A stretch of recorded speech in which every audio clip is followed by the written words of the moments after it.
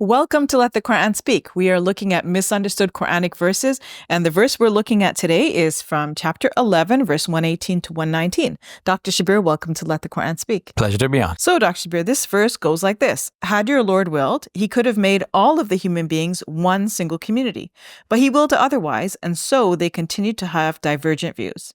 So what is the one single community, Dr. Shabir?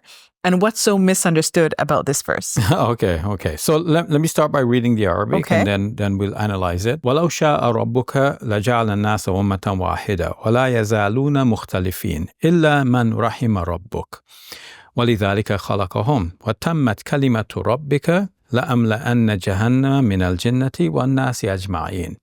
So basically it's saying, if God had wanted, if your Lord wanted, he could have made all human beings of one faith community. It's implied that he left it so. He didn't want it that way. And so the result is, وَلَا يَزَالُونَ مُخْتَلِفِينَ. People remain on divergent views. It's more like they're differing from the message that God has sent out through all of his prophets. And then the result is that people are divergent, and except like so many people are divergent from the views of the prophets, إِلَّا مَنْ رَحِمَ رَبُّكَ, except for those whom your Lord has had mercy upon. وَلِذَلِكَ خَلَقَهُمْ, and it is for that God created them, meaning like to have mercy on them, mercy on human beings. وَتَمَّتْ كَلِمَةُ رَبِّكَ, and the words of your Lord has now proven true.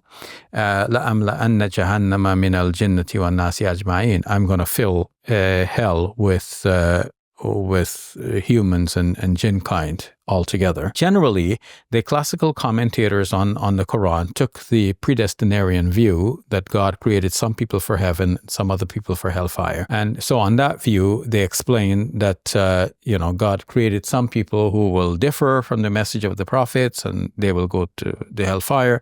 Some people who God is merciful towards, so he gave them the guidance, he made them on the right path, and they will go towards Jannah. So to me, that is an incorrect segmentation of the population between, those who are created for Jannah and those who are created for hellfire from the start.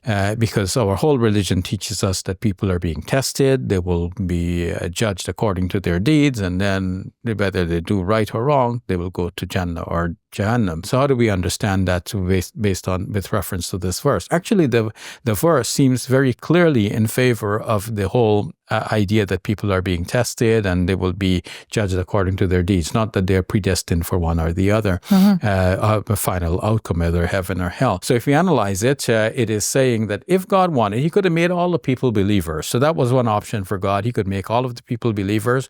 Theoretically, if we want to explore more options, another option would be make all of the people disbelievers, and then he puts them all into hellfire in the end. But neither of these two scenarios seem to be what we are dealing with. Our religion teaches us that people have free choice. So the third scenario is the correct one, that God created people with the real possibility of going either to heaven or hell. So that's how he left it. Now, because he gave people free choice, what is the result? The result is that some people misuse that free choice and they differ with the prophets. Instead of following the way of the prophets, they are mukhtalifin. They have gone astray. And the people who didn't deny are the ones whom God has had mercy upon.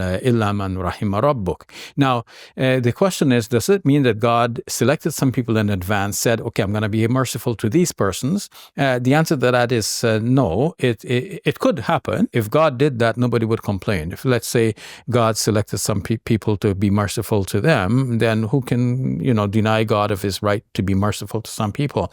But if the implication is that the other people are going to hell because God was not merciful to them, then the question of the fairness of the whole creation story is called into view here. So what I would say is that God is merciful to them in retrospect, meaning that they chose the right path. So you have two different sets of people. One set of people chose the wrong path. They disobeyed the prophets. They're the ones who are called, they're mukhtalifin here. The other set of people are those who choose the right path. They do the right things. They sacrifice themselves in the path of God and so on. So they're the ones who receive the mercy of God in retrospect, not because they're designed that way, but because they chose the right path. So you have two sets of people, and now the words of God are fulfilled. God, that was his word from the beginning. If people do right, they go to paradise. If people do wrong, they go to hellfire. And now there are people who do wrong, those who are said to be mukhtalifin, those who are differing from the message of the prophets. And so the word of God is fulfilled. God is going to, put those people in hell. So to me, it's a simple verse. It makes sense. And a lot of modern commentators actually have arrived at the same sensible interpretation. And they have differed with the classical works in this regard. For example, we can name Muhammad Asad, Sayyid Abul Ala Maududi, Mufti Muhammad Shafi in his Ma'riful Quran. Maulana Wahiduddin Khan, interestingly enough, has something to be said about that, because in his commentary on the verse, in his he's published his English translation of the Quran in various forms. Sometimes it's a pocket-sized edition, which I like, because I like to carry around pocket books. You can pull them out and learn something wherever you are. You're waiting in a line at a bank or something like this. But he's also published a larger volume with the Arabic and English side by side, or at least Good Word Books has published this. And then you have the extensive notes at the bottom. So in the extensive notes, it's right up the same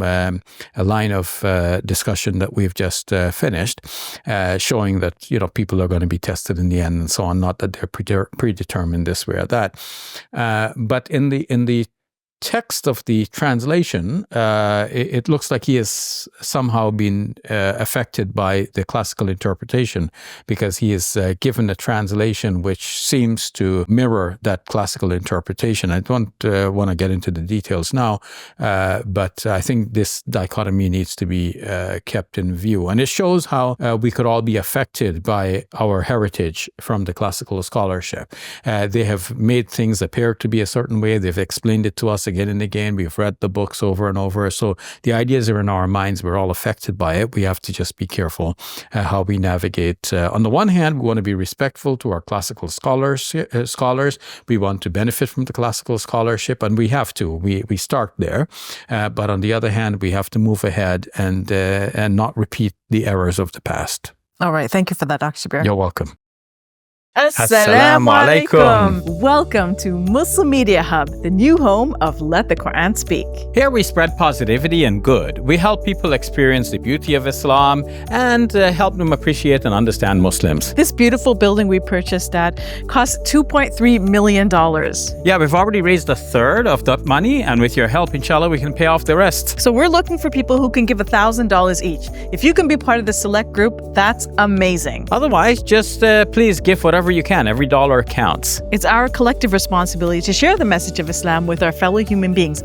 Please help us continue this good work. It's a sadaqah jariyah, something that will continue to be a benefit to the Muslim community long after Safiya and I are gone. Please support our work at muslimmediahub.com. Your support is zakat eligible and tax deductible. May Allah bless you and your loved ones today and always. Assalamu alaikum. Assalamu alaikum.